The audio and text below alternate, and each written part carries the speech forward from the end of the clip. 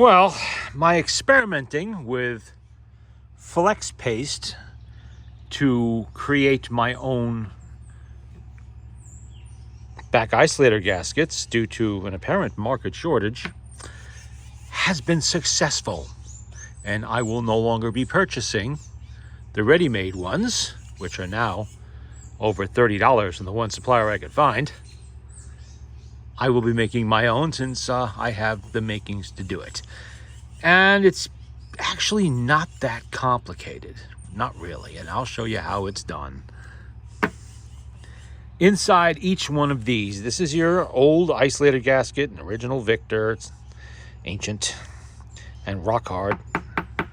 That's why we have to change these out. You see that brass ring in there? And the inside with the little pin? In the case of Victor, this is that brass ring. That's what's inside of those isolator gaskets. Little wings on it, and each one will go right in there. And this style is what HMV uses, because HMV has one of the screws goes through the reproducer body and straight through and creates the pin that way. HMV may have other styles, but this is at least one of them. This one from a 102, actually. But same idea, same basic principle. And there are a number of, well, there's two different types of isolator gasket. Now, ideally, you want full isolation of the tone arm from the reproducer body to cut down on vibrations, increase fidelity, all of that fun stuff. Hey, this one already has a ring right on it. You can see how that fits on there, sort of. Anyway. To do this, what I have been doing is I take this ring, before I place the ring in there, I take a little tool like this little spatula here. I goober up some of the flex paste. I put it down in there, forming a layer. And then I simply take this, and I do not push it all the way down to the bottom.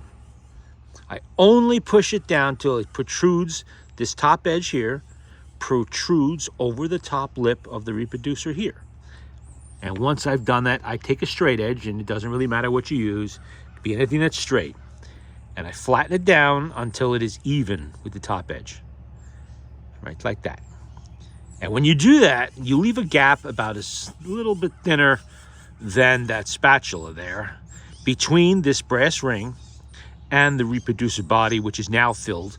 That gap is filled with flex paste. Don't worry if some oozes out into the hole.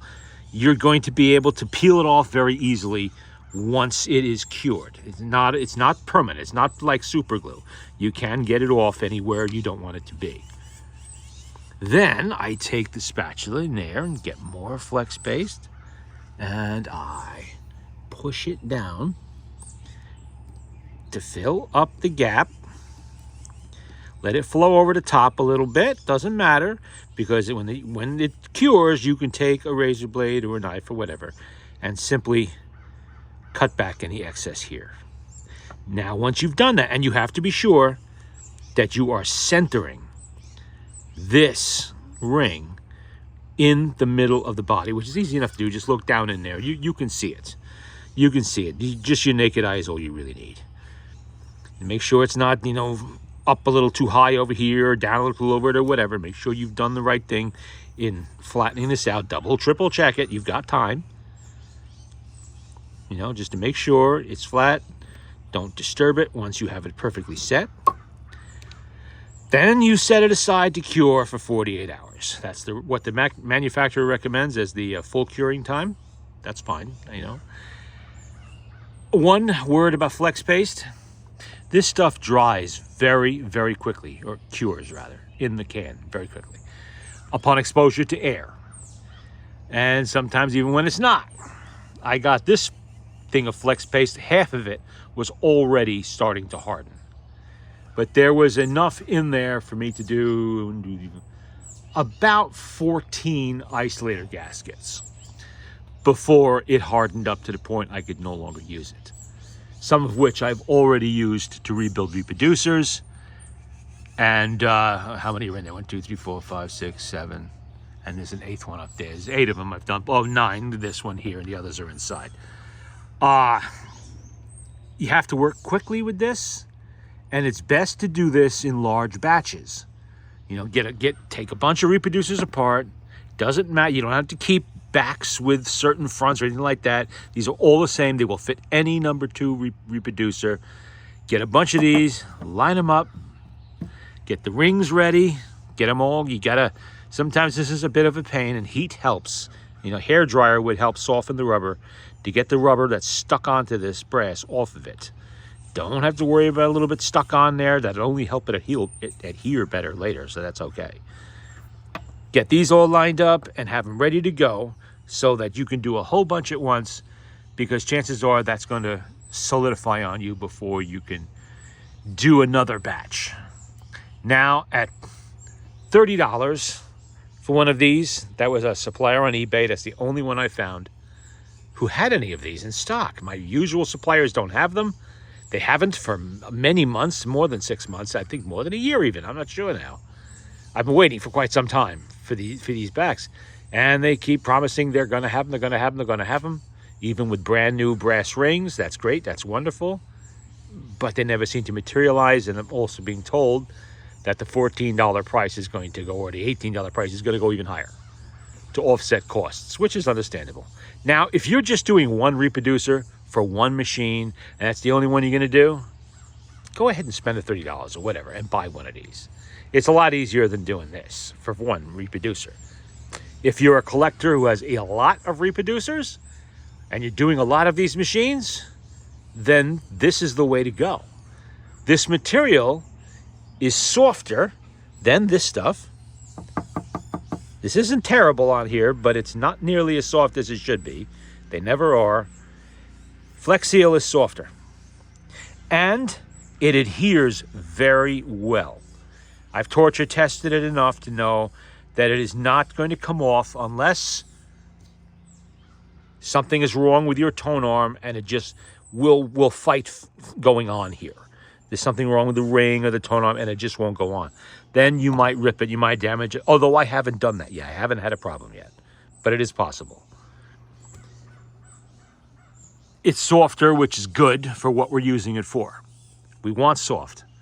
Soft allows freedom of motion for the reproducer to move a little bit if it has to on a tone arm. That's what that isolator gasket is for. One of the things it's for, and that's why it should be soft. And it adheres extremely well to the brass when it's cured. It cleans up easily. You can work it, like I said, if you get it a little bit over the top, a little messy, shave it down. It's very, very easy. It works with the consistency of a caulk. So it's very thick. It's not a liquid. It's a thick paste, which is why it lends itself so well to this. If this is a liquid, this would never work as intended. This allows you to have the gap on the bottom of that brass ring so it's not touching the reproducer body. There's a layer of Flex Seal down there between it and the brass, so that's good. I'm not really sure that's actually necessary because there seems to be two schools of thought. With Victor here, just going, I have an entire bag filled with things like this, these old isolator gaskets. Why did I save them starting over 30 years ago? The hoarder tendencies, but it paid off in this case because now I have a good supply of these brass rings that I can use to make these gaskets. Now, if you look at this one, what do you see there? You'll notice that the rubber protrudes over the top of that ring. This is the part that goes in, like that. That isolates this brass ring from the reproducer body. Okay, you'll see that the reproductions ones have that same idea going on. Yet, here is an original Victor, or at least it's 100 years old. It is not there. This is meant to fit directly down into that body and bottom out right on the brass.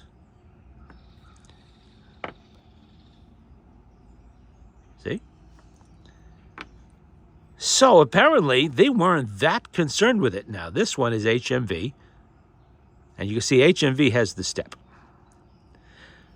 Not really sure if fully isolating this gasket was a later innovation, or if there's something they knew all along and just didn't care. I don't know.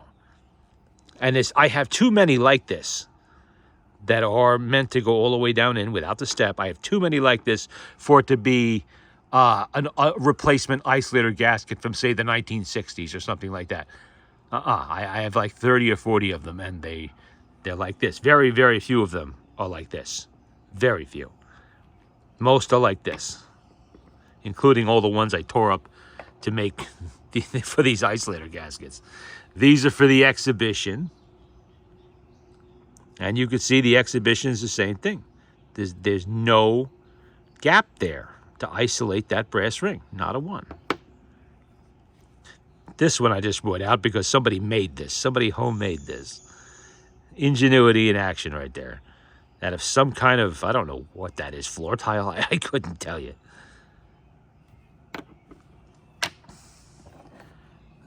Let's get that out of the way. Whoop, don't lose them. And we have some isolator gaskets. This is my custom-made number 4. We have an isolator gasket in this. And a new one in this. And you can see, these are experimental ones, the first couple that I made. So there is room for improvement here. I could have gone a little bit higher with the material here and then shaved it off. I didn't do that. I tried to keep it neat. I shouldn't have. I really wasn't thinking, you know, I could have just carved it off later and saved myself a little bit of labor. Same thing over here. Excellent adhesion to the brass and to the ring. And I have another reproducer up here. This is an orthophonic type reproducer from the Plaza Music Company. It does have a name. What is it? The Maestro, the Orthophonic, something like that. I forget. Maybe the camera can read it when my eyes can't see it. And you can see what it is. Anyway, I've had this thing sitting around in my box for probably 10 or 15 years. Couldn't find an isolator gasket to fit this. And I had no way of fitting it onto a tone arm. So I took one of those brass rings for the Victor, I set it in there, and I flex sealed around it, and now I have a functional reproducer once again. And we're going to play a record just to see. Oh, and the other featured item here. This is the next project. This is an early Victor 50, Victor Victrola 50 portable. 15,910 is the serial number. Putting it smack in 1921. Front crank, of course, first position crank. Over here, it's got the full horn, the full metal horn back there. There's no damage to the back panel. This is obviously, it's mahogany. A really nice machine, actually. And while this machine has not been serviced at all I did was tighten up the tone arm a little bit because it was kind of floppy. I put that orthophonic on there in place of the number 2, which needs to be rebuilt. The brake is not holding. I'm going to have to replace the leather on that. So I put a rag just to hold the turntable. You're going to hear some wonderful rumbling on this from the spring barrel when this thing starts to go. I put a record on there, mostly so I can play the orthophonic reproducer that's on there, because I played a record yesterday with this and I was amazed at how nice it actually sounded. So, but this is to show the progress I've made with these isolator. I do not take credit for this idea. This is not my idea. I saw this, at least one other YouTube video on YouTube where somebody had done this. They used a white flex paste in there. I'm using black because, well, that's the color of the original gaskets. Other than that, I don't know if this was their idea or not, but this is where I heard it from. And when I saw it, I decided to try it because I have been considering various materials to use to try to make these myself. I'm just tired of waiting. You know, I have projects backlogged because of the reproducers not being ready about that gasket. I didn't have any. I used up all the ones I had in stock. This is one I borrowed from a reproducer I'd already done just for the purposes of demonstration here. So that has to go back where it belongs. That's not a spare. It worked very well. The flex paste worked, but I was telling you about the hardening on the flex paste. Considering the expense of each one of these gaskets, if you got just one gasket out of that whole thing, what is this, $14 worth of flex paste, if you got just one gasket out of that $14 can there, you're already ahead of the game. You're already successful. If the damn thing went and solidified after that one gasket, you're still in the black on this one. If you do 7 or 8 or 10 of these things before the flex paste gets too hard to use, and maybe fix a few like that Plaza orthophonic reproducer there, they're putting them back in service, you're way into the black. I did the math. For all the reproducers I have fixed or prepared a back gasket for now, I have saved over $270, not including what I did for the orthophonic. I think it's $270, $280, something like that. Over what I would have had to pay if I bought those 30, well, with taxes, I guess it's closer to $33 or $34. That's a considerable savings there. That's quite a bit of money. So, I'm kind of happy about that this is working out so well. And I think it is a superior gasket to these ones. So from now on, this is what I'm going to be using anytime I play with a number 2 or a number 4 or anything else that I could possibly use them on.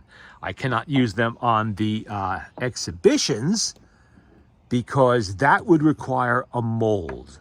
I would have to make a mold somehow to make use of that. Not really sure how I would go about doing that. Maybe clay, perhaps, or Play-Doh. I don't know. I really don't know. I haven't really looked into it. I'm sure there's a way. I'm not a crafter, so I don't know every technique out there. I know the principles of injection molding. I do not know how I would translate that to this. But at the moment, I don't really do as many exhibition reproducers. I have 4 or 5 of these back gaskets still in stock. That'll keep me for probably the rest of this year on exhibitions. So I'm not too worried about that just yet. And maybe the price on those will not increase dramatically like they seem to have on the number 2 and the number 4. Well, this is the same for the number 2 or the number 4. Maybe the price will kind of modify a little bit. Who knows? Well, let's check this out and listen for the rumbling from the spring in this thing. This machine is not serviced. This is exactly how I got it. And it's been in storage for who knows how many decades, probably 80 years, since this was played. I did squirt a little oil here and there and didn't do anything to the motor yet. Huh. That time it held. I did set the speed though.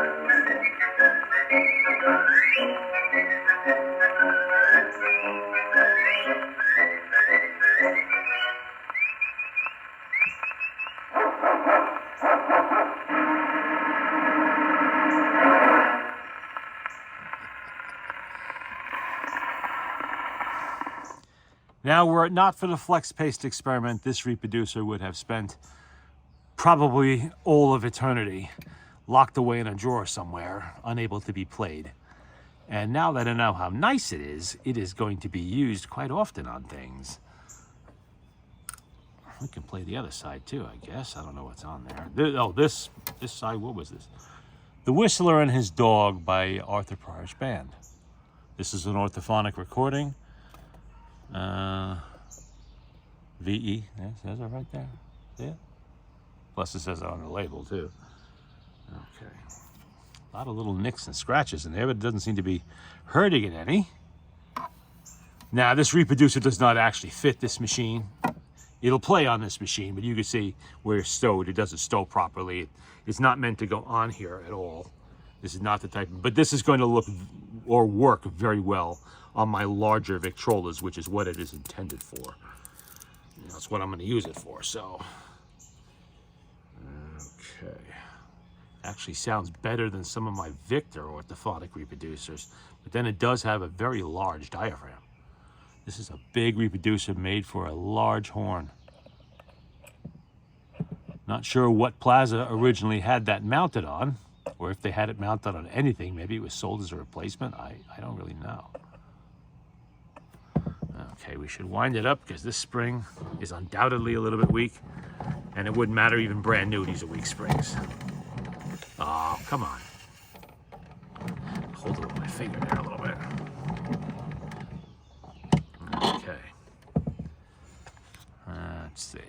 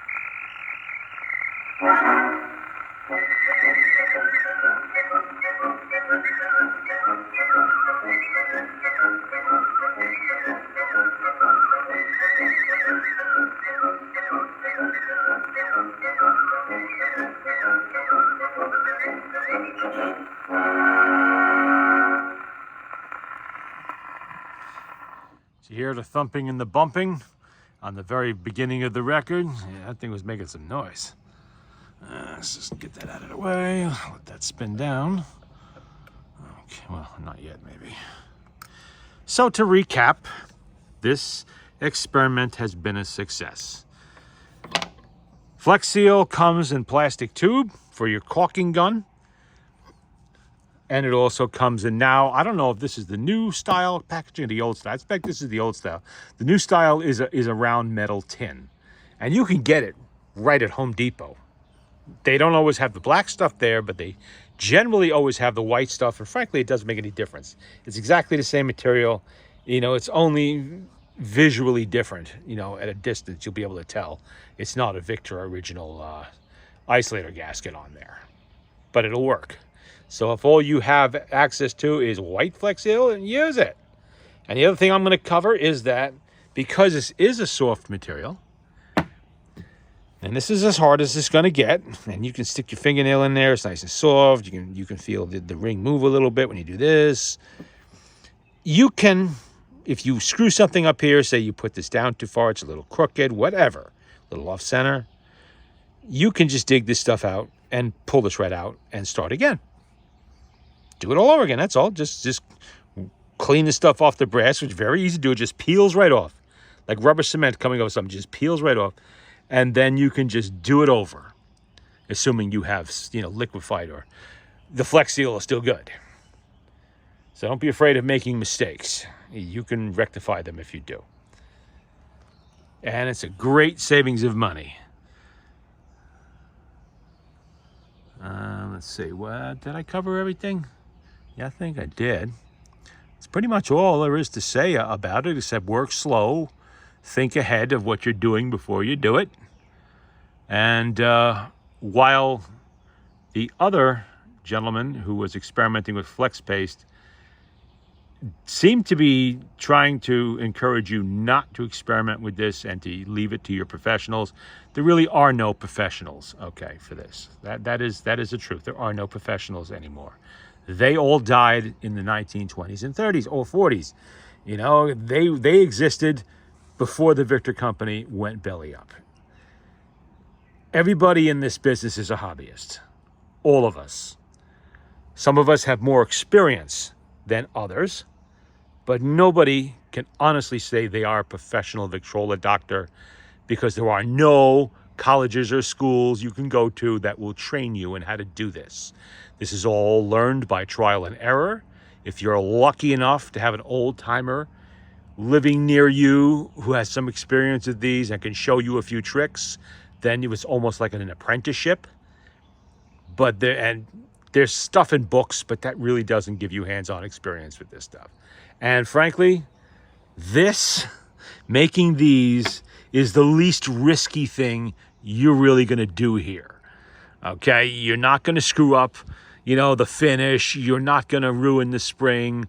You're not even going to break the reproducer. You're just making a gasket for the back here with flex paste, which is not acid that will dissolve your skin or ruin something or it could destroy your clothing, maybe, I don't know. But so by all means, I encourage you to make the effort to do this. Go right ahead. Clear off your brass ring. You'll probably have, if your reproducer still has this down in there, or it would be something like this down in there, get a hair dryer or a heat gun, which you can also get at Home Depot. You heat this, you hold this in a thick leather glove, like this. Hold a thick leather glove like that. You heat around here until you start to see it maybe soften or smoke a little bit. Turn the hair dryer off or the heat gun off. Dig down in it, a pair of needle nose pliers or something like that, and just gently pull this out. What I like to do is I get an elbow like this, take it off the machine if you have to, stick it down in there, turn it, and then you can easily pull that right out of there without risk any scratches or damage to the brass. That's actually the best way to do it. Not everybody has one of these available, and maybe you can't get it off the tone arm for whatever reason. Sometimes the screws are buggered up or they stick. Then you do what you have to do, or you can even do this on the machine. There's no reason why you couldn't. You could just heat the tone arm right there and pull the reproducer off, leaving the isolator gasket on the tone arm, and then you just twist it off and scrape off the old gasket material there. And why is this on here like that? Oh, it wasn't really even being held on there. That came right off. So by all means, go ahead. If you're waiting like I was for isolator gaskets, for the number 2 or the number 4, don't wait. Start making your own. In fact, make your own anyway. Because like I'm telling you, they're better.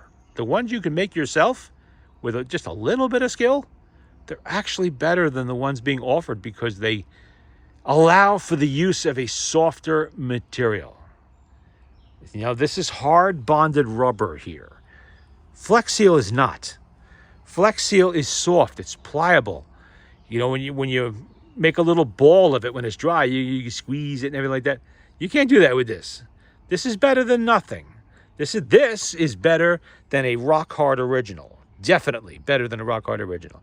But this is not the best. This probably isn't either, but this is closer to it. This is a step closer to it. It's a much better alternative, in my opinion. And just remember how I told you to do it. You can experiment like I did on your own. I was a couple of weeks playing with these, different methods of getting the Flex Seal in there and setting the rings and all of that kind of stuff. And I managed to figure out a way that works. You will too. Again, not rocket science, and you're not working with dangerous chemicals. There's no outgassing from flex paste to hurt you. You're going to be fine. And no reason whatsoever why you should have to send this off to a non-existent professional to have it done. Anybody can learn how to rebuild these reproducers with a little bit of basic intelligence, ability to follow simple directions, and a willingness to get a little dirty sometimes. And a knowledge of ownership of tools, because to get these things apart, you do need little screwdrivers and such, jeweler's screwdrivers to get those screws out and everything else, and the ones there too. So by all means, get into the reproducer rebuilding business. That's the big part of the fun of working on these machines, is being able to fix stuff like that yourself. Fix the motors yourself, learn how to do springs, learn how to fix governors. It may take some time, so what? You screw it up the first time, you do better the second time, that's all. Nobody's going to be grading you on this, or we're not going to go out back and cut a switch if you make a mistake, so go ahead and have a little fun with your machines. It's a bit more of a challenge when it comes to cleaning finishes and stuff like that could affect how the machine ends up looking when you're done. Cleaning all of this, you want to be careful there. That's where you want to pay a little more attention. But anybody can clean motors, take these things apart, rebuild reproducers. It takes a little time to get to know how to rebuild a reproducer, to learn the tricks and all of that, straightening needle bars, aligning needles, all of that stuff. And once you're done, you can buy these things on eBay as cores, not rebuilt. Rebuild them yourself, and then you could sell them. Or start a collection like I have. I have a big collection of reproducers. I love collecting reproducers, all different kinds. And you might notice the gasket looks a weird orange color. That's because it's a custom gasket that was made for me by a friend of mine about 10 years ago. I don't have too many of them left. And the reason I use that two-piece sponge-type gasket, I'm told that material is sourced from the shoe industry.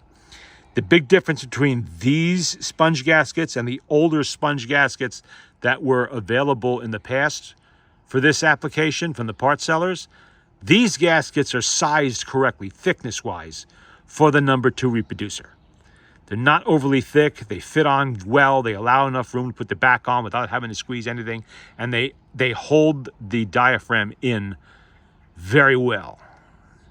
And the reason I have to use them here rather than the one-piece rubber gasket, which does exist and I have, is because these diaphragms in there, which this is one of them, that diaphragm, is actually a little bit larger in diameter than the original number 2 diaphragm should be. Don't really know what it was intended for originally, but it fits this housing, this housing of the number 2, it fits it as tightly as the exhibition diaphragm fits inside the exhibition housing. And anybody who's rebuilt an exhibition knows that there was very little clearance between the edge of the diaphragm and the wall of the reproducer. Very little. About the thickness of a cardstock. And that is generally what I use. I put a dab or two of clear nail polish inside the reproducer, I put down the tube gasket or the gasket, this gasket, whatever I'm using. Then I put a couple more dabs on top of the gasket, and I set the diaphragm on top of that carefully. Then I take some little strips I've cut from a common business card, preferably one with a glossy surface. It makes it easier to slide in. And I just slide them in around in about 7 or 8 places, all around the circumference of that diaphragm, to make sure it is maintaining its clearance from the wall. That's all the amount of clearance you need. As long as it's not touching the wall of the diaphragm, you're not going to get a buzz and a bad sound. It's going to work just fine. But you have to make sure that it is not touching. And when they have such close tolerances as this diaphragm has, you do need to do this. You do need to space them. And because it's a little bit oversized diaphragm, it will not fit in the one-piece gasket. It's too big. So, and if I try, I'm going to break one. So I don't want to do that. I bought a little stack of these on eBay years back, and I'm finally using them. And that saves a lot of money too. These things are like $12, $13 each for diaphragms. Every one that I can use for this, even if I have to go through the irritation of using the two-piece gasket. Why is it irritating? That's simple. This sponge gasket has tiny little air bubbles in it. And it takes a while for the air to work its way out of the gasket until it reaches the level, the gasket reaches the proper thickness where it wants to be.